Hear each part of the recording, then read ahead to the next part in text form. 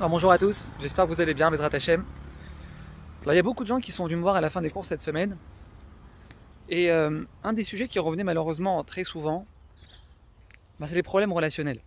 Des disputes qui peuvent s'installer dans des familles et durer des années. Des années. Et très souvent pour des bêtises, pour des choses insignifiantes. Alors Bezrat Hachem, j'aimerais partager avec vous une idée, mes amis, sur cette notion qui est tellement essentielle dans notre vie, la paix. On a tous entendu parler de la tour de Babel. Cette tour que des hommes ont voulu créer pour se battre contre Dieu. Oui, un délire total. On sait tous ce qui s'est passé. À un moment donné, Dieu il a décidé de stopper cette folie. Et qu'est-ce qu'il a fait? Les hommes à cette époque, ils parlaient tous la même langue. Et Dieu il a décidé à ce moment-là de créer plusieurs langues pour que les hommes ne puissent plus arriver à se comprendre et qu'ils en viennent donc à se disputer. Parce que quand il n'y a plus de compréhension, on se dispute.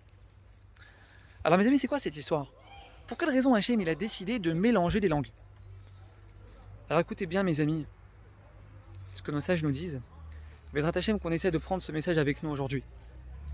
Tant que les hommes de la tour de Babel, ils étaient unis, nous disent nos sages, tant qu'ils étaient unis, tant qu'ils vivaient en paix les uns les autres, grâce à cette langue universelle qui les unissait, Dieu ne pouvait rien faire contre eux.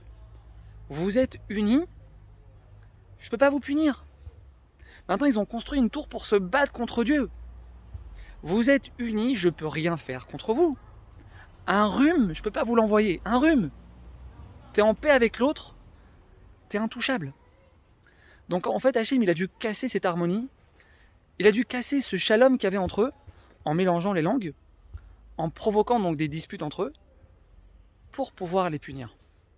Maintenant, vous vous disputez, alors maintenant, je peux vous punir. Mes amis, une personne qui se bat pour être en paix avec tout le monde. La famille, les amis, les voisins, les belles-sœurs, les belles-mères. Même parfois au prix de se rabaisser un peu. Magbia Shefalim, il nous dit Hachem. Toi, tu te rabaisses. Toi, tu mets ton kavod, tu mets ton orgueil de côté pour faire la paix. Magbia Shefalim. Tu vas voir toi comment je vais te faire monter. Tu te rabaisses. Moi, je vais te lever.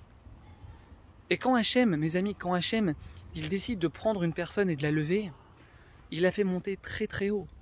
Parnassa, santé, réussite. Bezrat Hachem qu'on prenne tous conscience aujourd'hui et qu'on arrive tous à se renforcer sur cette notion qui est tellement importante dans notre vie, la paix.